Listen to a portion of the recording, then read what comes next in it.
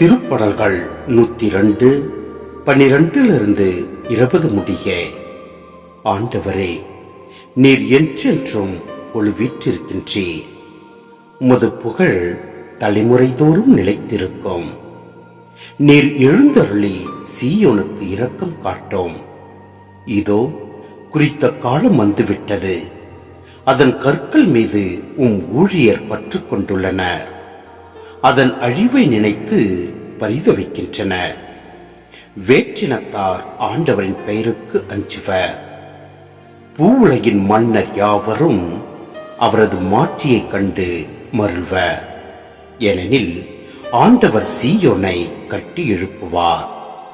அங்கு அவர் தம் மாட்சியுடன் திகழ்வார். திக்கற்றவர்களின் வேண்டுதலுக்கு அவர் செவி கொடுப்பார். அவர்களின் மன்றாட்டை அவமதியார். இனி வரவிருக்கும் தலைமுறைக்கென இது எழுதி வைக்கப்படட்டும். படைக்கப்படவிருக்கும் மக்கள் ஆண்டவரை புகழட்டும். ஆண்டவர் தம் மேலுலக திருத்தலத்தினின்று கீழே நோக்கினார். அவர் விண்ணுலகில் நின்று வையகத்தை கண்ணோக்கினார். அவர் சிறைப்பட்டோரின் புலம்பலுக்கு செவி சாய்ப்பார். சாவுக்கென குறிக்கப்பட்டவர்களை விடுவிப்பார்.